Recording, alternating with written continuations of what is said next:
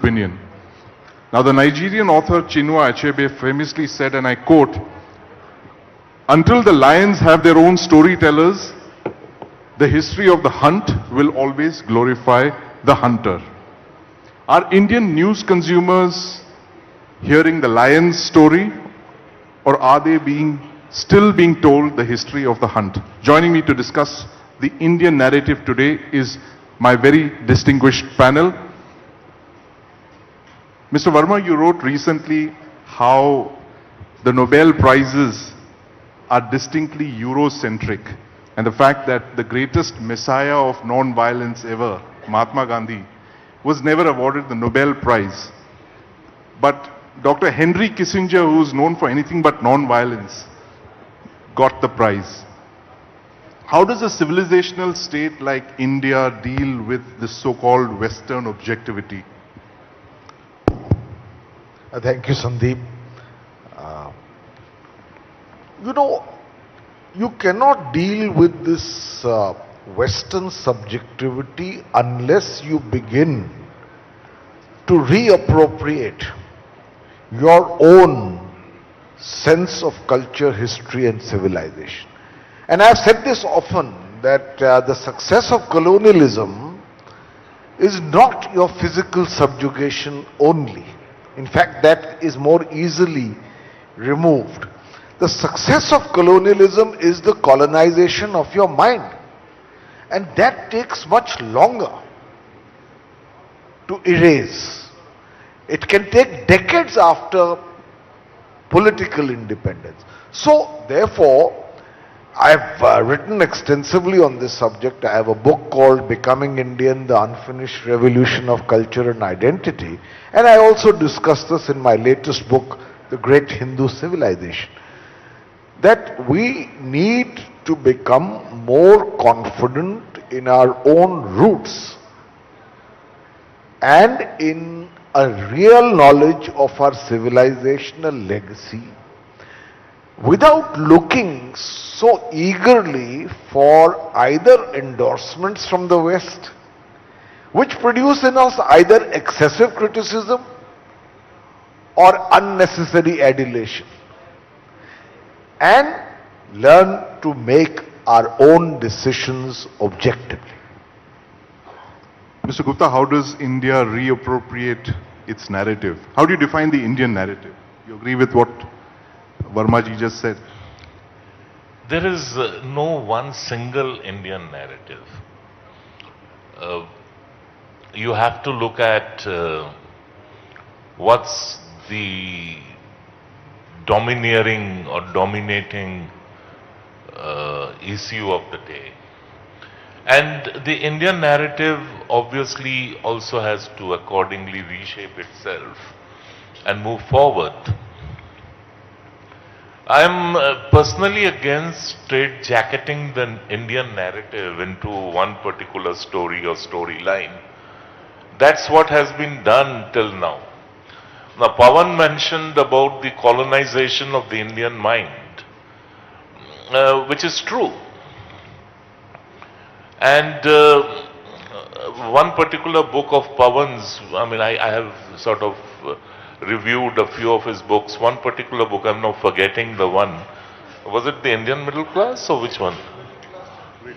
Being Indian, either of the two.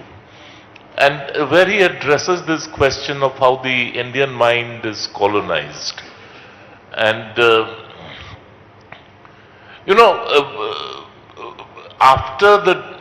after the departure of the British, after the end of colonial rule around the world, there was this great surge of post-colonial writing. Now, who were the people doing that post-colonial writing? They were academics with the most colonized minds. So their perception of colonization was entirely shaped by a very Eurocentric view. And that's why that decolonization never really happened. In the previous session, we had a fiery communist telling us how revolution is the path forward, but even communism is a colonial import. It is not something which is indigenous to this land. The political ideologies that existed in India were all colonial products or byproducts across the spectrum. So to look at it from a very narrow perspective that this shall be my narrative, maybe that's not the way forward, because that's the way we were. We have to now skillfully create stories around the new India. I mean, it is a new country. Look at the demography of the country, the young Indians. Look at the issues that agitate these young Indians. It's the economy. So we have to craft stories around the Indian economy. I mean, the IMF has conceded that we are the only glimmer of hope in a very dark scenario. So the point is that you have to pick and choose your story, and you should be in a position to stand up and say, hey, listen, this is my story and you got to hear me out. And to reach that point, you need to be confident, you need to be courageous, you have to have a commitment to India, and you have to have a sense of conviction that this India, this country is now set for bigger things in life. It's interesting you should mention this because in a couple of the previous sessions we spoke about how well the Indian economy is doing. We've already overtaken Great Britain, and very soon we are going to be the third largest economy in the world by the end of this decade. So Mr. Verma, do you think that we are still the subject of a lot of stereotyping by the West? You know, I was reminded of that New York Times cartoon, that very racist cartoon when we launched the Mars mission. We achieved the orbit around Mars, and you had this cartoon on the NYT which showed this Indian farmer with a cow knocking at the doors of these elite space clubs. So you think these kind of stereotypes are still prevalent in the West, and it's going to take a while for us to break out of that? No, some are stereotypes. Some may be too real for us to fully accept.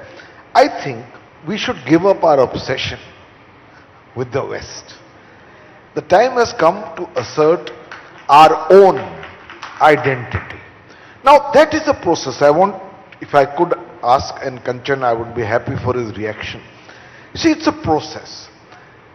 In 1947, there was a strong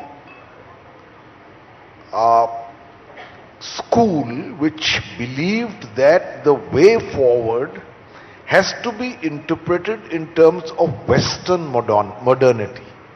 I am a great admirer, contrary now to some biases, of Pandit Jawaharlal Nehru. But in a sense, and I have written about this, so I don't need to shy away from stating it publicly, he has written more than once that his impatience about getting rid of the deadwood of the past, he tended to conflate much of the past with superstition and prejudice, rather than understanding that our civilizational legacy has seen peaks of refinement as well, not that it is blemishless, and that there is no point throwing the baby out with the bathwater. So a lot of the history that was written was already tinted by a certain desire to push away from our roots. And that needs to be interrogated, rightly.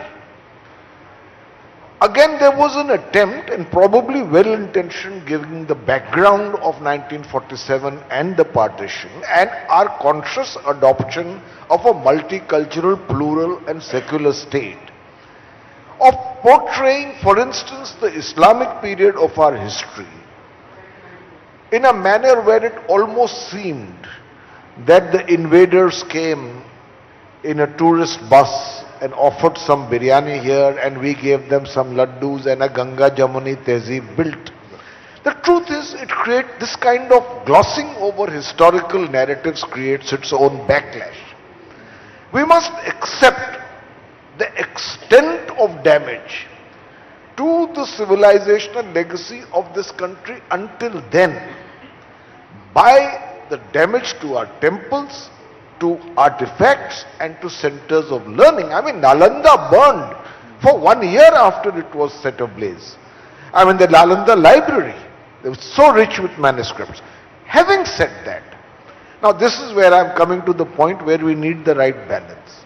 You have to acknowledge it, but you have not to allow today the acrimonies of the past to be resurfaced with an attempt to correct history by force. You can't do it. You must accept it, move on.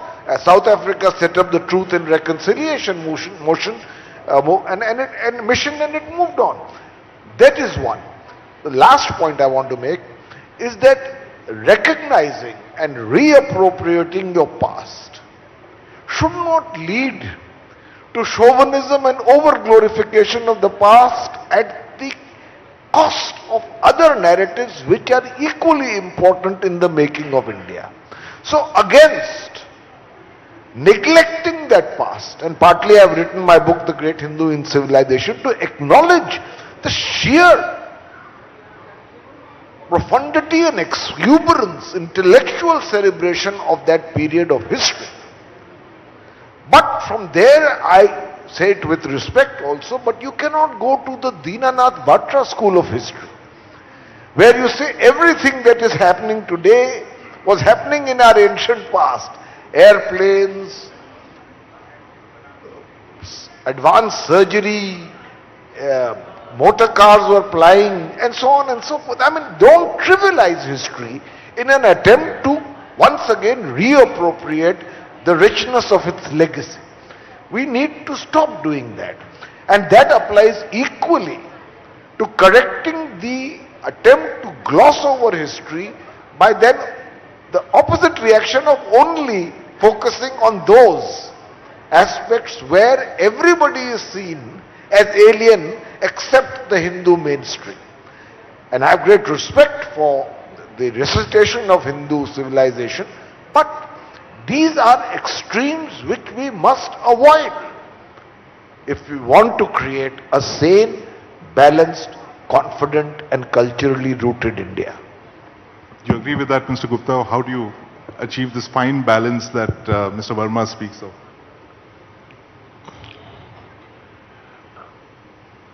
You know, it's very easy to say just accept and move on.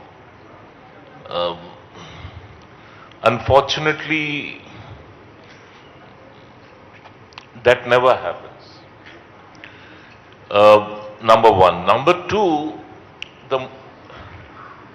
let us just wind back to the point where he began. For all his claimed greatness, Jawaharlal Nehru was perhaps the most deracinated leader this country has ever had the misfortune of having. He never could fathom the soul of India, and that is where Gandhi scored over him. Gandhiji realized that the soul of India is deeply spiritual, it is deeply rooted to the soil. And that brought about these distortions in governance, and ultimately those distortions percolate down to academics, the history writing project. Why would I just give a pass to the manner in which history was written and not scrutinize it to expose those who were behind, or the thought processes that were behind the writing of that particularly blotted, concocted history? It's very easy to say that, we have to accept and move on. Why? Why is it that a road in Latvian's Delhi should have been named after Aurangzeb? Why is it, Pawan just mentioned, the sacking of Nalanda? Why is it that we still have a railway station and a town named after Bakhtiyar? Why is it that I am expected to grin and bear it?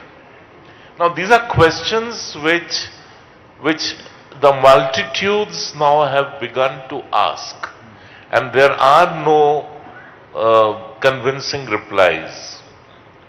You can't just say, I will not change the name of Bakhtiyarpur because that is going to hurt sentiments. My big fat toe.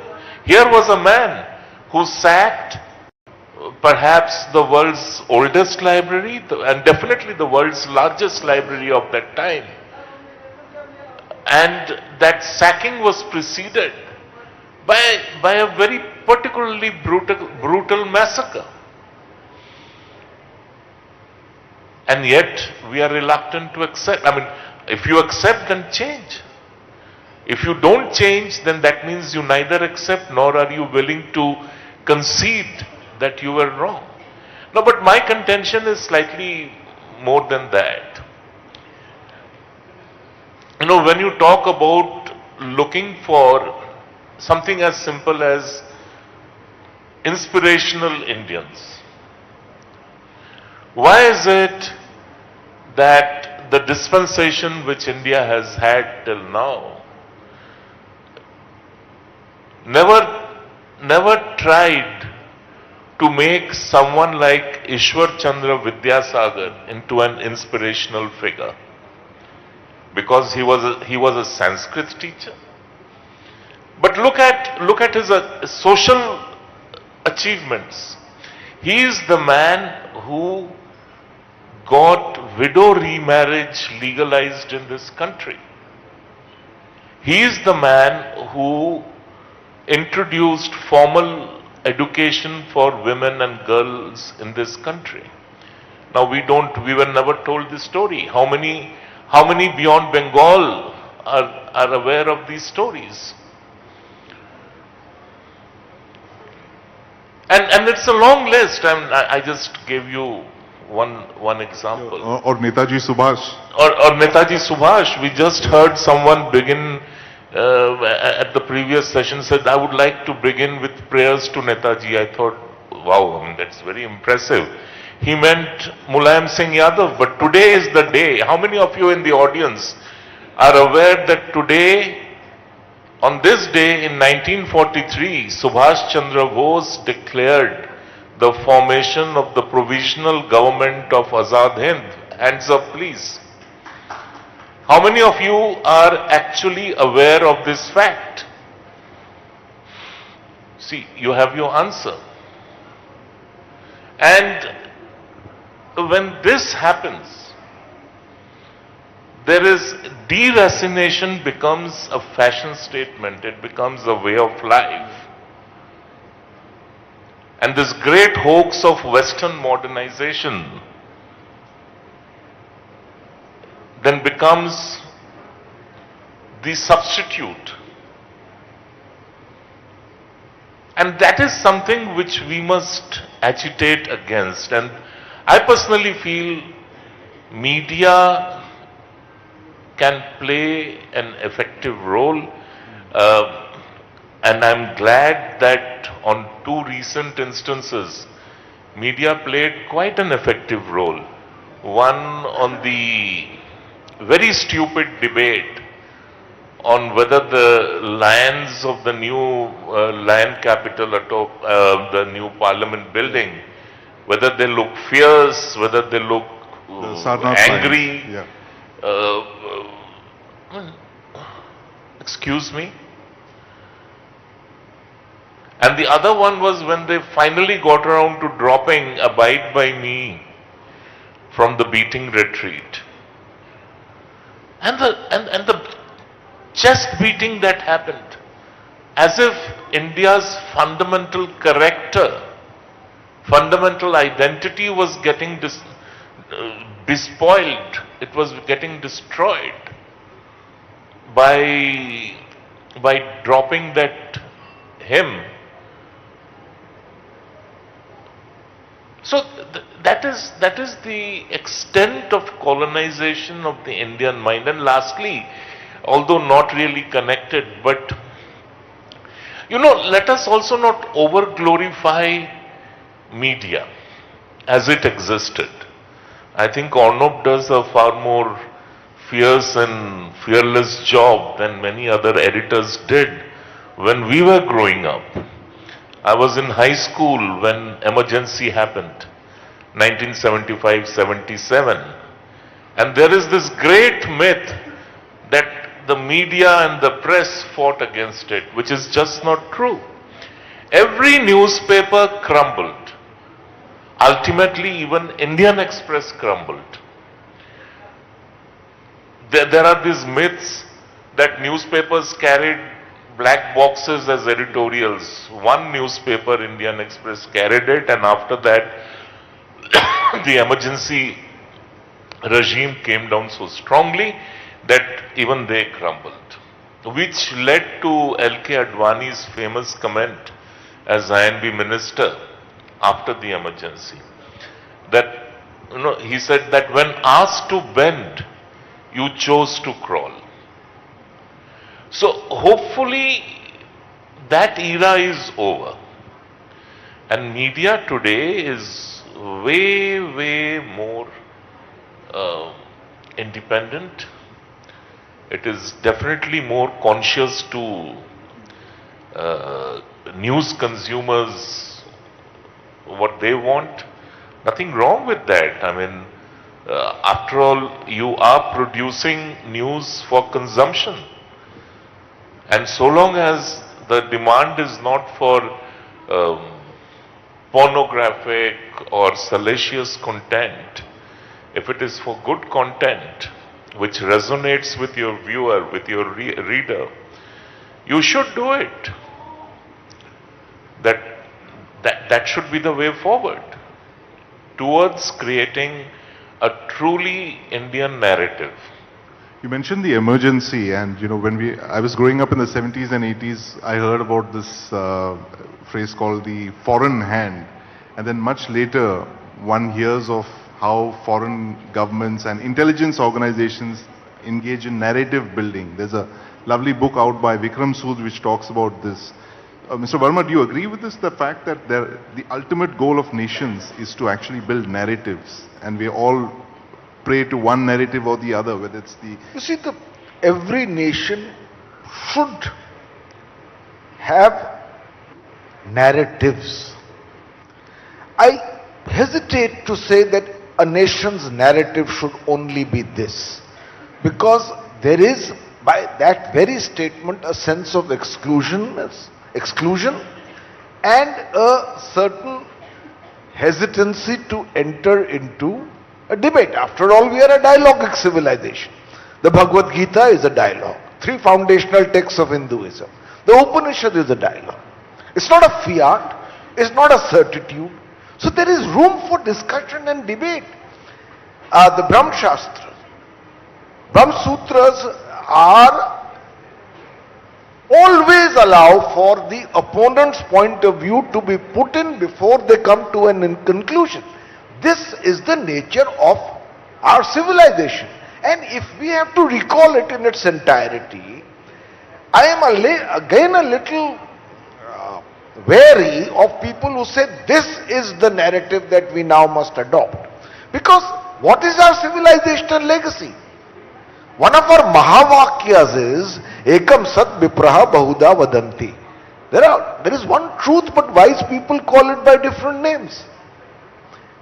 That is the kind of deliberative, cerebral civilization we need to once again resuscitate.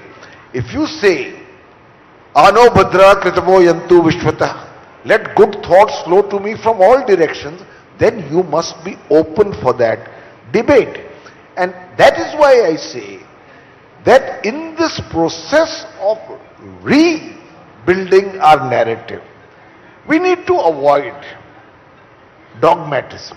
We need to be careful about the things we need to erase, and there are many, and I have detailed them in some of my recent writings. Erase or interrogate. But equally it is important that you do not use political power to impose, because the project of decolonization is itself under evolution. If suppose, in order to reclaim our culture and history, we begin to say in a patriarchal society that there is a certain definition of a chaste Hindu Nari, and that anything else is conjured as being against that civilizational legacy, I believe that would be wrong. So we need to find that balance, and one of the important things, and Kanchan mentioned it, so I'm going to give you a very small anecdote in 2 minutes. A leading media journalist, icon for many, who runs a particular program called Aapki Adalat. Now, he had invited Prime Minister Vajpayee, when Prime Minister, for that function. And when it finished, as the Prime Minister was leaving, he told, I might as well take the name, Rajat, and this was told to me by Rajat Sharma. He said to him, मैं आपसे खुश नहीं हूं. I am not happy with you, and left. And Rajat told me that he couldn't sleep that night, that maybe he has asked an awkward, uncomfortable question to the Prime Minister, or been far too dominant as an interviewer. So next day he asked for time, and 2 days later he met the Prime Minister at the Prime Minister's residence, and Vajpayee ji on his lawn having a cup of tea, and as Rajat came, he said, "Sir, मैंने कुछ आपने कहा आप खुश नहीं हो." उसने कहा, हाँ रजत जी, and they are friends, आपने अपने पत्रकारिता के धर्म से बगावत की. You have betrayed your dharma as a journalist. You did not ask me a difficult question. And this is important today. Where is that sense of tolerance in the imperative for change? For getting a new narrative, you must allow space for dissent, for questions, for interrogations, and that process becomes fragile and dangerous when you do not allow anything but your definition of what change needs to be allowed. Can I just wait? Of course. Disclosure, I was Atalji's OST, as Pawan knows. I translated his poem, so we had become good friends. And Atalji was given to these enigmatic statements. Someone who also worked in the PMO one day came late for a meeting, and Atalji looked at him and said, "Aap late ho?" So he said, "Sorry, I was having a bath," or something, he said. "Acha, aap nahate bhi hain?" So I would discount his off-the-cuff remarks. See, I work for Government of India, so I have no hesitation in saying this. My job is to push an India story that shows India in the best of colors. Now, if I try to show India in the worst of colors, I would be dishonest to my job. My Prime Minister's job is to sell the best of India to the world. My government's job is to amplify that part, that bit. And that's why I said there is no one narrative. Today, the best narrative for India, the only, and I would suggest the only narrative for India which should be focused on is the economy. Now, never mind the Cassandras, all the, कौन था वो RBI का governor? Raghuram Rajan. Raghuram Rajan, who after finding a million faults now says that India should not get into manufacturing to save the environment. So, never mind Cassandras. And you are in the bright spot today. What happens a fortnight later, a month later, a year later, neither you have seen it nor I have seen it. Kal kisne dekha hai? So today my story is this, and I shall push it. I shall push my envelope. Tomorrow my story would be, when Mangalayan happened, on which New York Times ran a racist cartoon. My story was that we were able to send a mission to Mars with Indian technology, indigenous technology developed by Indian scientists at a fraction of the cost of similar missions. So these stories will change. These stories will change from day to day, from month to month, from quarter to quarter. And we must pick, at least I have to pick on the best story to push that. You see, the problem is, I really don't think much of white media, the Western media. They have no stakes in India. They are not invested in India. But it is Indian media which has stakes in India, in India's prosperity, in India's growth, in India's development, because as India grows, the media also grows. And sadly, there are doubters among us. A trashy report like the hunger index. Nobody, again I would ask your audience, how many of you actually know who prepares the World Hunger Index? And how many of you know how is it prepared? There was this joke about it. I get a call in the morning, someone asks me, are you hungry? I say yes, because I was hungry, I hadn't had my breakfast. And he says, yeah, I say, yes, I am hungry. And this guy says, oh, thank you, I was doing the survey for World Hunger Index. Now, that is how frivolous is the process. That is how trivial is the process. All these indices. Now, anybody in this room who says that there is no press freedom in this country, every morning just look at your newspapers, at your editorials. Every evening look at your primetime TV.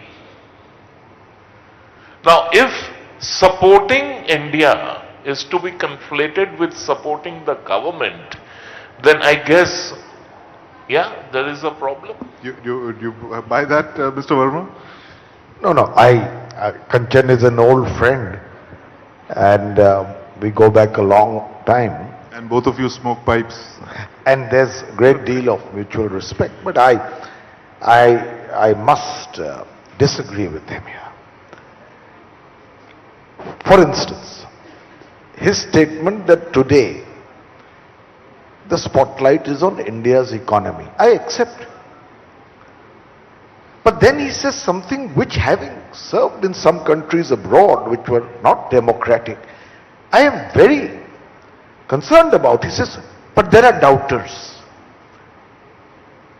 Why shouldn't there be doubters in a democracy who hold a different point of view? There are people who, we are all proud of some of the achievements of our economy and of the government.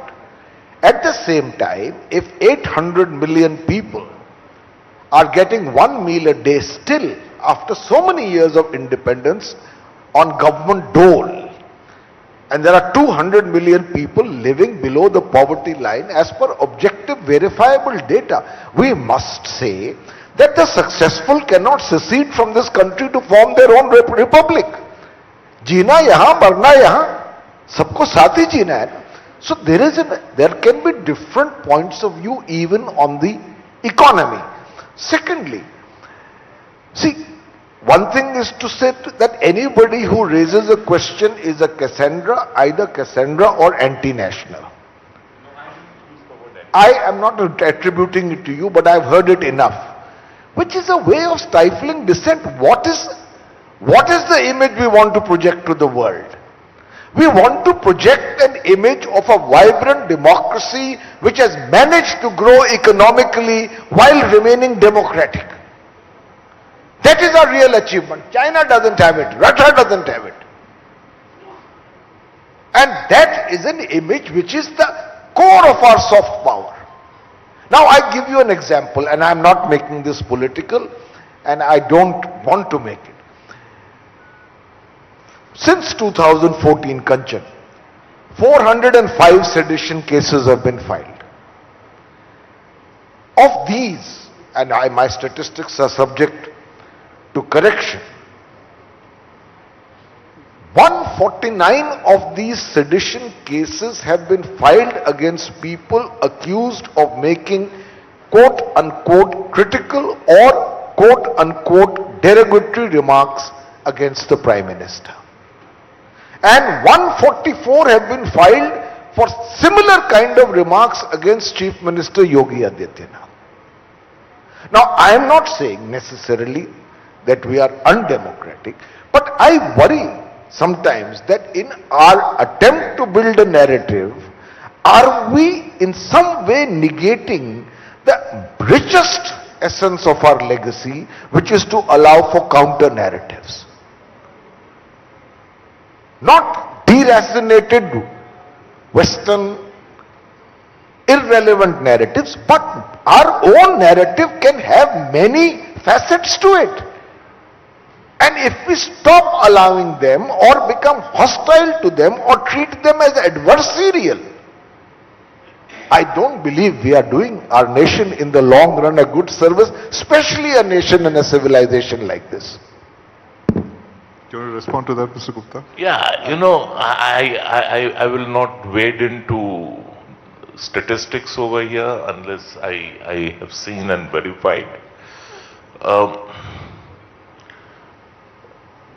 On the issue of sedition, I think the government of India has taken a quasi position which has been communicated to the courts, and we have to see how it goes. So let's keep it out.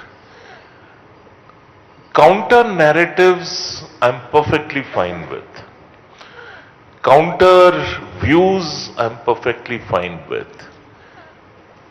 But when I bring in a law, a very simple law, that any Hindu, any Buddhist, any Jain, any Sikh, any Parsi, that is the 5 designated minorities in Pakistan, Afghanistan, Bangladesh, they suffer harassment, intimidation, outrage, whatever. Government of India shall step forward and help them by giving them expedited, not exclusive, but expedited citizenship. Anybody can ask and get for citizenship. Here it was about fast track citizenship. And the protests that break out, that is counter narrative. That is to ensure that the tormentors in these 3 countries can continue to torment, because that is a privilege, and these so-called counter narrative wallahs, they want to protect that privilege. We have to understand, we can trivialize and this discussion and say, oh, any voice of dissent. Of course there must be dissent, there must be disagreement, there must be debate, there must be deliberation. What else is democracy about? But now we have taken it to a point where dissent or rather anarchy means dissent. Where if the government says, look, it's a good sunny day, people will say, how dare you, it's a dark night. And that's how it happens. But yes, the government or the state cannot wield a stick all the time. It has to carry, and it must carry everybody along. And this is what we've seen with the CAA protests and the farmer agitation. Farmers' agitation. Yes. And how many of you are aware that the latest story out of Punjab farmers are selling their rice to markets in Haryana because they're getting a better price over there? So what was the agitation about? So that was also a counter narrative. Now, Sandeep, this is not something which I say with a great degree of happiness. But I increasingly find that in the name of giving space to a counter view, the absurdest of absurd stuff is given a pass and media plays it up. There is no scrutiny, there is no questioning, there is no application of mind. I mean, Pawan, recently Mamata Banerjee says that I did not chase Tatas out of West Bengal, the CPM did. And media runs it in toto. When facts are to the contrary. So, fact check is to be reserved for only a few and everybody else gets a pass. So yes, when it comes to the India narrative, we should not make it into a party political issue. We should not make it into a partisan issue. It is something to showcase India. It is to exhibit India. As I said, it is to present the best of India. And I think we are nearing the end of it. Nearing the end of it. Okay, so the last word I will give to Pawan. I will give it to Pawan, but before that, I mean, it's a very favorite folk tale which I often give as an example. It's a folk tale about a Cossack. So there is this young Cossack who always wanted a horse that would be the best horse in the village.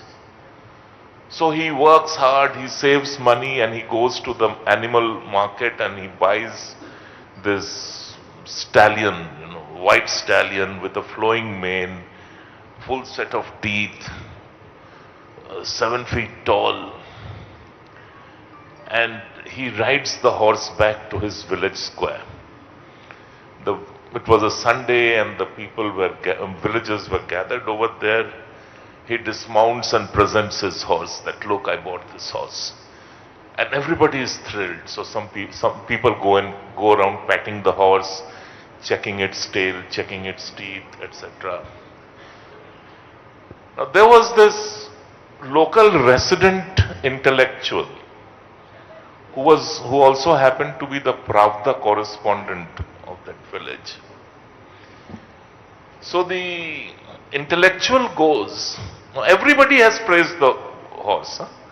So the intellectual goes, lifts the horse's tail, smells and says the horse stinks. Now that is what dissent in our country has come to mean, Pawan.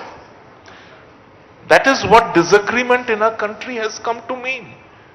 So here is this fine nation doing so well at this point of time.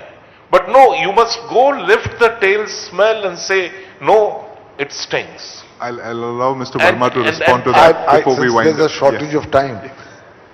If a citizen of a democracy where under Article 19(1)(a) of the fundamental rights gives him the fundamental right to say that the horse stinks, he has the right to say it.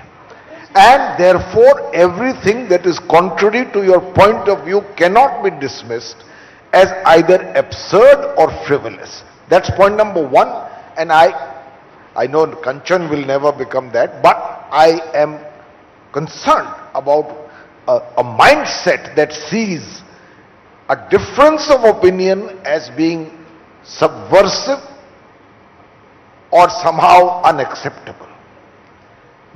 Here were two giants, Adi Shankaracharya and Mandan Mishra, came from radically opposite schools, the Karamkand mark and the Gyan mark. And each could have said, what you are saying is rubbishing our philosophical, metaphysical and spiritual legacy.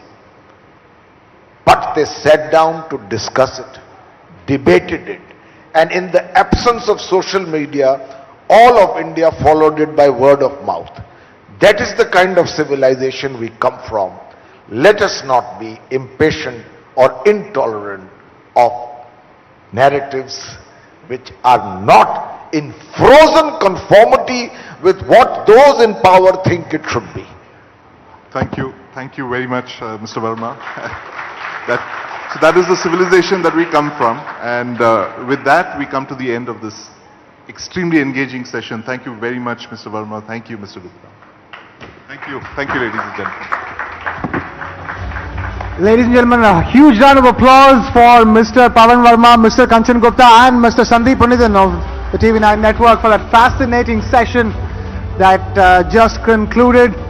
Another fascinating session on the NBF National Conclave Day. We have a very exciting next session that is coming up. We have a very special guest who's just joined us and who will be taking the stage along with the inimitable Mr. Arnab Goswami in just a few moments.